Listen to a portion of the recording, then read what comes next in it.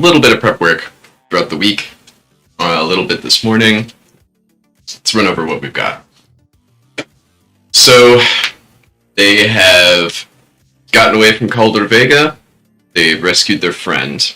They've gone back and made negotiations. They are still in Brottenheim. They had just talked to the Duke, and they have a huge group, a huge mining company, basically making their way through the spine up towards their plot of land, which is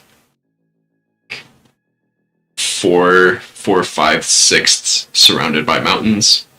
When the mining company full of people and supplies gets there, they're going to start building their own town and start carving into one of the mountains to start the whole process. Now, of course, it's not going to go smoothly.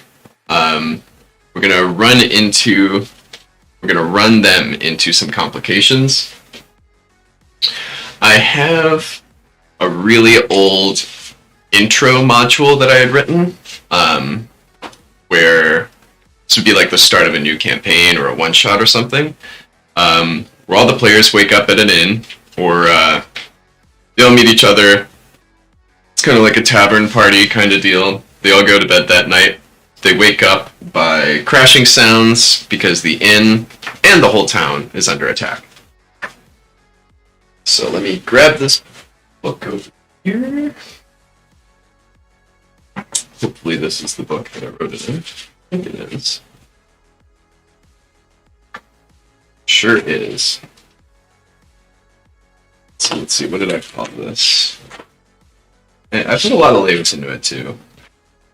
Introduction to dragons. We've already introduced a dragon. Wake up ambush. So I have this whole thing written out. You can hardly see it, but there's text there. They wake up, orcs are attacking.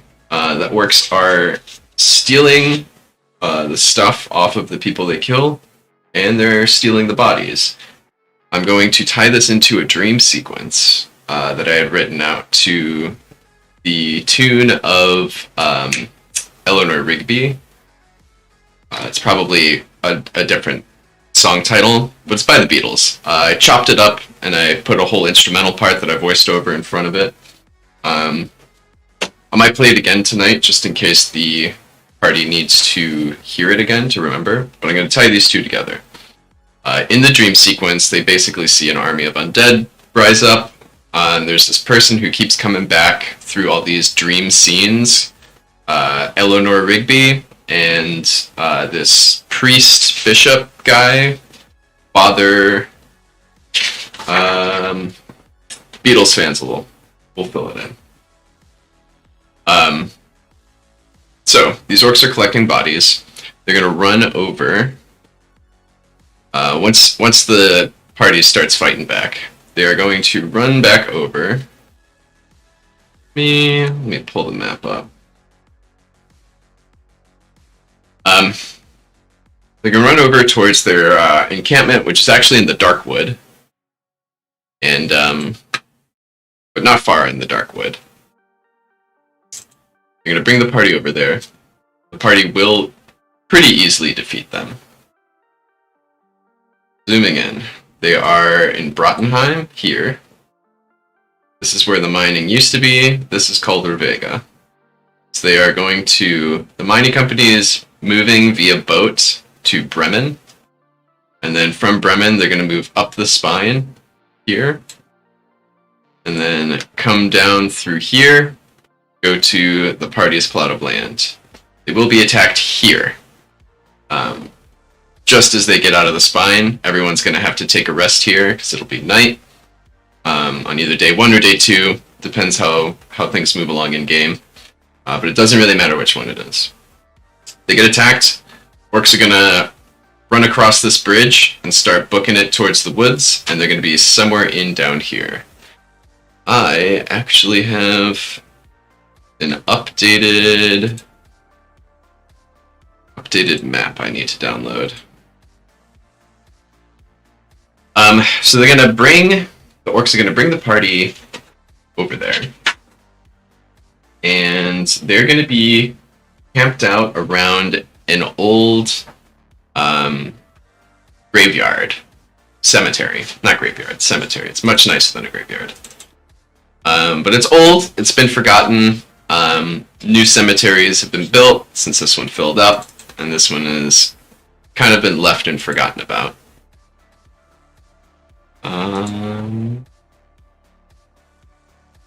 Forgot where I put it.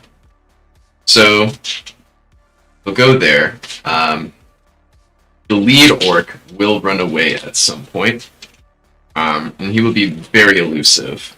I'm not going to railroad it, but he does have access to Dimension Door and Gaseous Form and other just evasive spells. So they could capture him pre this, which then we will have to improv a hook to bring them here.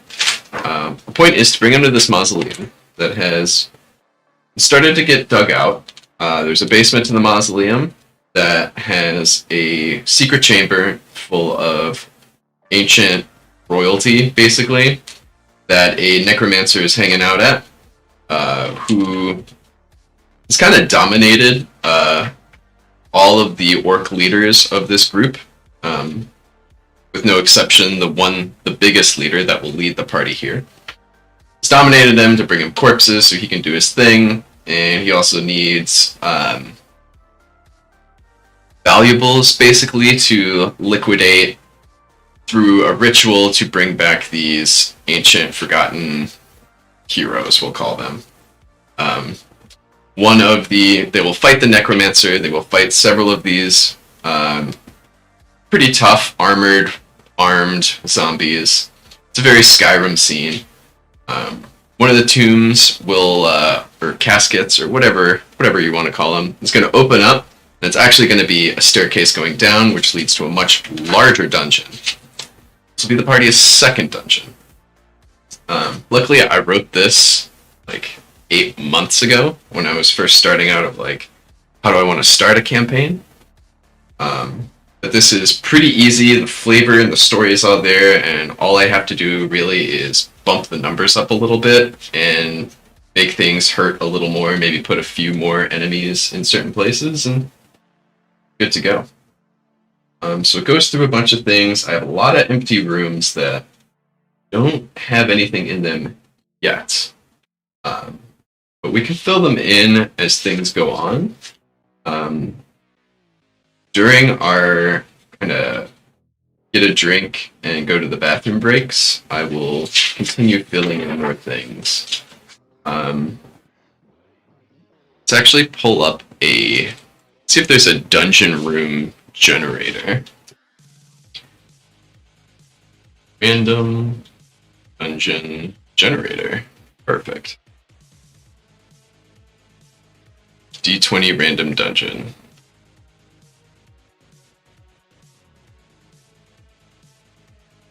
Monstrous.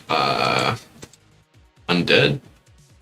Anyway, so this is very much I'm gonna try and have the feel of old school Diablo 1, kind of going further and further down, things get worse and worse, and they go from undead to demonic. And this necromancer was actually dominated by, let's say, a incubus, and he's got demon friends. They're trying to tear holes open to the abyss to let out demon hordes. This will also be where I can start laying the groundwork more than the quick tease that we've had, that this is going to transition into a interplanar, interdimensional campaign. One of the players, the player who is playing the Goliath, who stayed behind at Calder Vega to stay with his family, is making a new character who will be interplanar, or extraplanar, and will be coming to this plane. I don't want to spoil how I plan on roping him in, but he's got a really cool character idea, and I'm very excited to kind of have him also be the stepping stone of kind of like giving the party an oh shit, we're part of something much bigger than maybe we can even fathom. There's some cool custom items in here as well. And the one thing that I'm going to give them, either they're going to have to leave with this item anyway. So if they choose not to go into the dungeon, that is also fine. They will get this item regardless. But it is it's a sword called Tear. And you basically tear open a hole on the material plane, and you can, with proper rolls, you can, long distance dimension door, or like a teleportation of sorts, at higher and higher, and this will like scale with them as they get higher and higher levels. So this isn't going to be all available at the same time. But eventually they can just tear open gates. The thing is I don't want it to just be a at-will gate spell or a once-per-day gate spell, because it's insane. And there's no way I could possibly like prep sessions of like, okay, we're going to go to this plane of existence. It's like, all right, well, I haven't prepared every plane of existence. But I will make it kind of dangerous to use, but I'll put them in situations where like, you try and use this and get out of here. Oh, this song is aggressive. So, 30 minutes to go. We've got our scene. We also need to... They need to talk to the rest of the shareholders. One of them is a mercenary man, whose name I have written down somewhere, who holds 4 of the shares. He is going to sell them immediately, because he's going to have word that the party's in town and why they're in town, and that they're trying to get people to sell their shares of this mining company, because they're moving the whole project. And he's like, well, that's not what I signed up for, so I'm out. I'm going to sell it to whoever wants these, and I'm not going to tell him what's happening. He's kind of a, So he's going to sell it to one of the party's old adversaries, who are the Blights.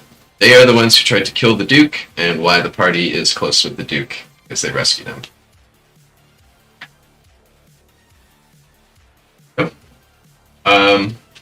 So the Blights are going to have half, and the House of Zhou is going to have the other half, which is the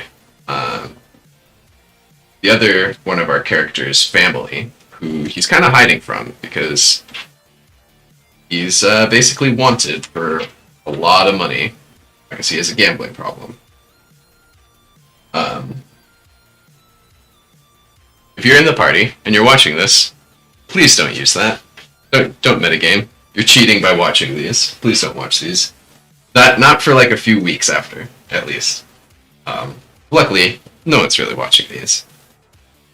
So, House Joe and the Blights. So they gotta deal with the Blights again, or they can ignore them, because they're only gonna have 2 shares, which is a fairly small minority that they can basically ignore them, but they can also become a pain in the ass later on for me to pull some strings with. And then House Joe, which makes this player's backstory really start to matter, and now... we've gone a while, and he's been under the radar. He's just kind of doing his own thing. He's with these group of misfits running around, staying undercover, staying well below the radar. Now these misfits are getting involved in some pretty big deals. They have this large plot of land that they're basically making a new town on. And this new town is in the sphere of influence of Cradle Thane, which is the Zhou family stronghold, and also the de facto capital of this continent. The continent isn't really mapped much above here, above this mountain range, and all that much west of over here. This is all desert. It's very dangerous. And this is a long-forgotten dwarven town that has fallen to the madness. Kind of like 21 Days Later, kind of not. So, Cradle Thane, they have a new town, they're getting involved with this mining company. The Zhou family now has a stake in the mining company. So now he is really going to have to tap dance around that. He's going to have to talk through the party, not be actually there during any kind of meeting of shareholders. And it's going to be really hard for him to like live this double life of, I can't really be around him. And it's going to be like, he's going to really want to take control of this kind of a thing, because I think that's just kind of how he is as a player. Or he's playing a character who just, wants to gamble, stocks are a gamble, wants to be involved in all of that fun stuff, which is great. So this would be a really good hook. It'll help drive up the tension with him and kind of give the party a, like, who really are you? And dig into the backstory. There could be some really good roleplay there. And I'm going to have the Zhou family confront the group. The Zhou emissary, accompanied by 8 knights, will come visit Worsteršeršire, which is their plot of land. So once they deal with the orcs and everything, some miners are going to die. There's going to be setbacks. Minor, but setbacks nonetheless. They will make their way up to Shim, and then to their plot of land. As they're at their plot of land, they're going to deal with... they have basically a groundskeeper that the Duke had made the de facto head of keeping charge of this plot of land while the Duke was gone and while it was underdeveloped. So this head was given to them along with the land, and he's going to be he's going to tell the miners, I don't know what you're doing here, I don't know what you're talking about, until the party finally catches up. There'll be a bit of roleplay. Miners come in. Right as they resolve that, that's when I'll bring in the Zhou emissary and the 8 knights. To just give this feeling of God, it's one thing after another, we can never catch a break. Just ratcheting that tension, keeping it going. They'll deal with that. The Zhou are also going to bring up, hey, you're building a town basically in our countryside, and you didn't come talk to us at all about it. So we want 33% of all the revenue generated in the town. I have diplomacy. If they roll a certain number, it comes down a certain amount. It can be brought to the Zhou Trading House, which every town within this sphere has one. It's kind of how they deploy control more locally. And then and they'll be considered imperial satellites if it's done. If not, they're considered a rogue entity and will be treated as such. And they'll basically say, best of luck, spit on the ground, and turn tail and leave. Where at that point, people will try to extort the party. There'll be random gangs showing up. There'll be random raiders showing up.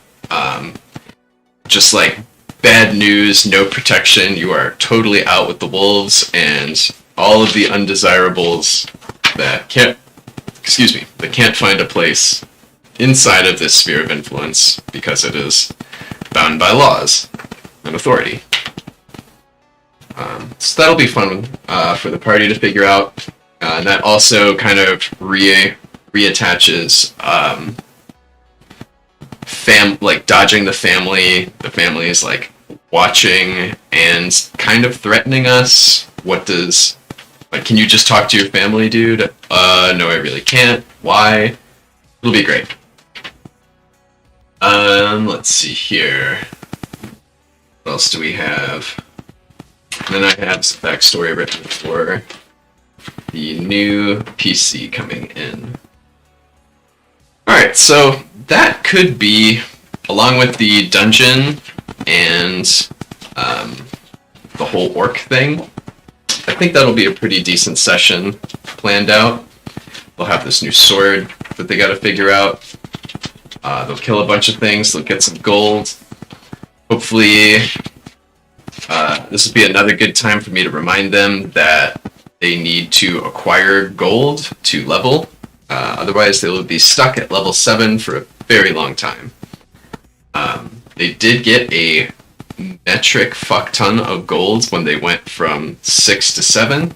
So I'm basically going to say 7's like 7/8 of the way full of an experience bar, and they just got to keep going up till they hit 8. Yeah, so they may potentially level tonight. They'll get some cool stuff. They'll do some fighting. There wasn't really any fighting last game. I think we are down a few players though, but this shouldn't be too bad. We'll adjust it as things progress. We'll introduce interdimensionality. We'll introduce demons. We will introduce portals. Yeah, I think we're pretty good. Some cool magic items. We've got tear, activation. You cut both your hands, which gives you a -2 to attack for the whole day. And then, so cut both your hands, take the sword with both hands, the specific destination in mind, and begin 3 strength checks. Losing 10 hit points per success as the blade drinks the blood from your palms. If all succeed, which is a DC 15 plus 5 for each ring farther than the material plane. Funny enough, I haven't drawn out how any of these rings are going to work, how I want them set up. I haven't ironed it in yet. I do know that I want like hundreds of material planes that are just different planes of existence overlapping each other, or just in various areas in space-time. And then you'll have all the outer planes around that, and far outer planes, and all the like classic D&D things of elemental plane of fire, the abyss, 9 hells, all that good stuff. So I haven't actually mapped out the interior, but of course they're going to be in the very center, and then traveling outside of that, it's going to make the check harder and harder. And it should definitely be like a DC 30-35 to get to the outer planes outside of all of the material planes. So I'll keep that in mind. So let's say they just hop over to the next plane, a plane that Magic the Gathering players will know what it is. It is called Ikoria. It's the lair of behemoths, which is this primal, very Jurassic Park meets Magic, like Jurassic Park, but instead of dinosaurs, there's dragons and other crazy things, and ancient behemoths and all this good stuff. I do want to take them there at some point and leave them stranded with a very convoluted way of getting home, so that they have to explore a lot of the plane. So that is where I want Terror to take them, on a failed success, or a failed gate opening, where they think, like, it opens, and they think it's going to take them home. You can't see the other side through, like, some kind of colored membrane, right? Very Stargatey. They'll go through it, they'll pop out, it'll close behind them, and be like, I don't know where this is. We can use the sword. Sword's not working. Shit. How do we get the sword working again? John and Ikoria, there's like this whole powered crystal sub-theme going throughout the whole plane, so they'll figure that out eventually. Get the crystals into the sword, charge it back up, go to a specific place on the plane that's like, it has like a lot of overlaps with other planes, cut a portal open, hop through, you're back home. Or somewhere else, but probably back home. So Terror's really cool. Once you succeed, a gate is forced open for 1 day to that plane. Make a fort I'll actually lessen that. Forced open. I don't even want to say 1 minute. Do like 3 rounds. And then the players are gonna be like, cut it open, pop their head out, look around.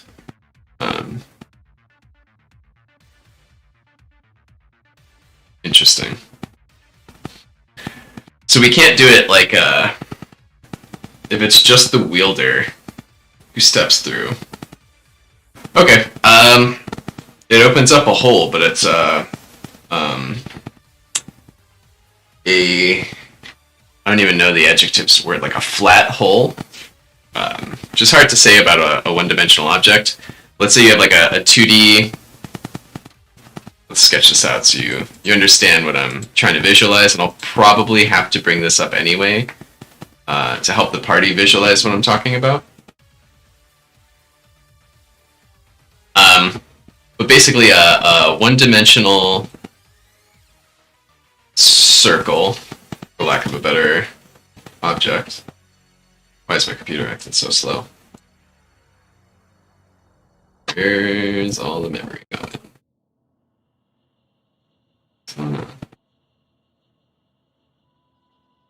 No. So you have your one-dimensional object. I'm gonna have to reboot my computer. Right. Portal you walk through. As you walk through this portal, portal's there in front of you as you open it. As you walk through, it's better change. It didn't change, of course. As you walk through the portal, and you exit out the other side, there's nothing there. The portal will still be there on the other side, but there is no opening for you to walk through when you go through it. We'll say like a partial entrance opens, only puts you inside of the slip space between the 2 points that have been connected. And once you have fully entered the slip space is when you are exited out of that pocket plane, pocket dimension, right? The wormhole, if you will, between the 2 points. So that way, they have to wait at least a day before they can... I guess a day. A day is too much. Maybe like a week? Once a month? I kind of like that. It's like, that is a... Oh shit, we are stuck here for a while. So once a month. We'll just say it's 4 weeks. So once a month they can open up a hole to somewhere new. And this will be really interesting, because maybe they're not fully prepared to be cosmically lost and popping through different places. I really hope the players can handle that sort of a thing. We have a few people missing tonight, so I'm not gonna make them become cosmically lost while half of the party's not here. But I hope that this isn't too big of a shakeup for them to like get a feeling of hopelessness at all. Maybe I'll remind them pre-game that, like, you know, everything I do does have a solution. It might just take some time or effort to find the solution, but there's always a way out of just about anything I throw them into. Just, you know, words of reassurance so they don't feel hopeless and just be like, okay, well, we were working towards so much in this game and now it's all pointless. I don't want I don't want those feel bads. This is a seriously fun, powerful, dangerous magic item that I'm a fan of. I also have a staff that the head orc is wielding, Staff of Augury 4 times per day, Arcane Sight once per day. It's basically just divination stuff. Nothing super powerful, but helpful to the party in general. Introduces the newer players to some of the better utility magics that are there. The Artificer will probably like it. Then we can litter the inside with random magic items as well.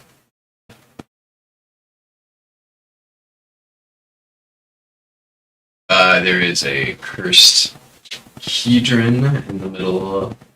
Necromancer is inside of the mausoleum of the cemetery before they go into the catacombs of the dungeon. We'll sprinkle in some. What should we do? Demons or devils? Excuse me, sir. Please come back. Don't need most of these open.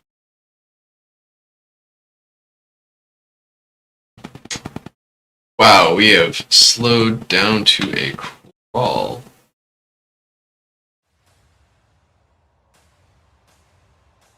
Oh my god. Computer, you got this. You have 32 gigs of RAM. How are you struggling? You say you're not even using half of it. Alright, yeah, we're definitely gonna do a reboot after this stream. So we got 10 minutes. I believe devils are lawful and demons are chaotic, both being evil, of course.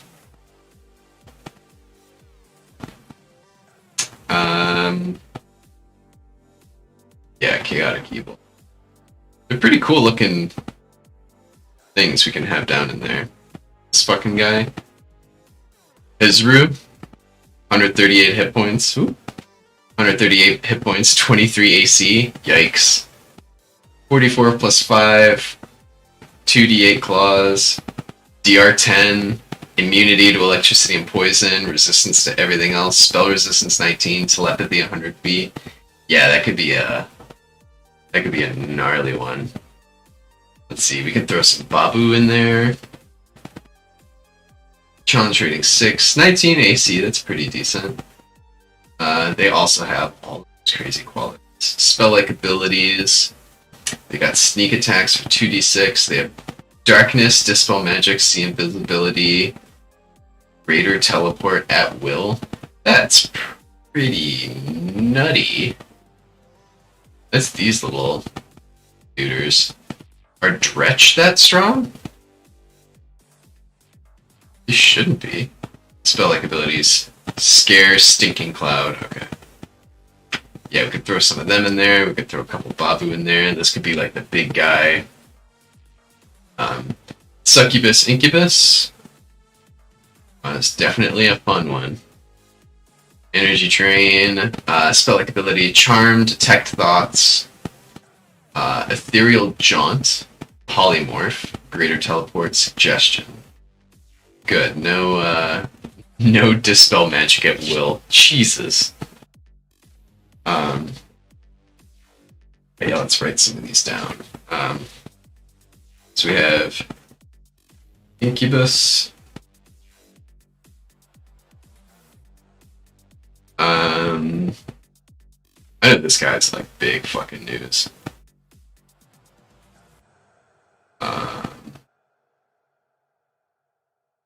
14's probably too much. Maybe some Quests. Poison. Visibility, self-only. Cause fear. Yeah, let's throw some of them in there. Let's do like 6. We won't pull them all out at first. So if they are not much of a challenge to the party, we could throw in some more. If they are a challenge to the party, we only present part of it.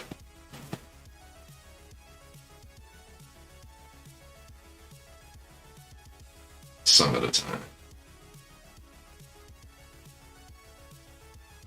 Alrighty.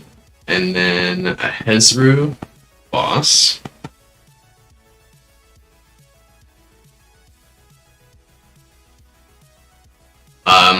cool thing is we can have a portal open up. They need to figure out how to close, and I have the perfect image for that.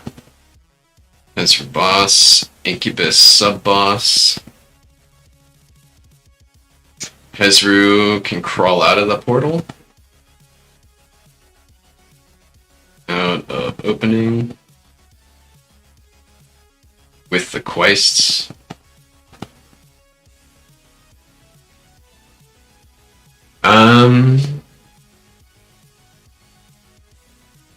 And then several dretch. Be like 12 dretch.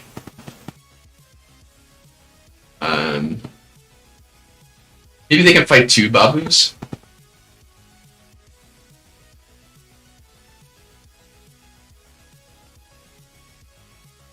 We'll fight 1 for now. Babao. I don't know how to pronounce it. Demon thing.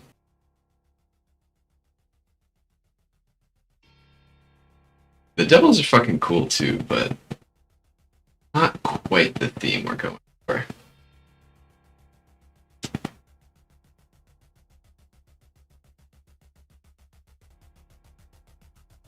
I don't remember what a Darrow looks like.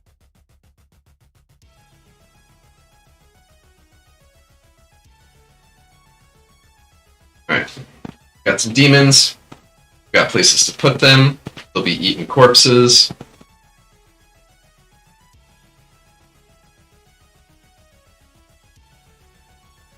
Eating corpses and placing keystones.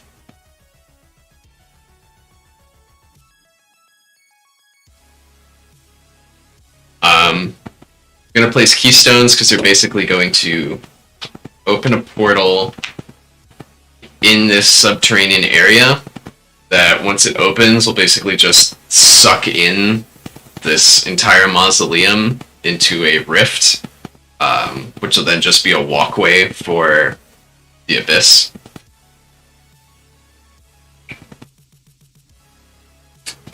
Which would transition perfectly with one of our players being introduced. So, yeah, I think we got a session. Alright, you guys, we'll see how this goes. Probably gonna have to make up a bit on the fly, and that is kind of what this game's about. So, thanks for watching.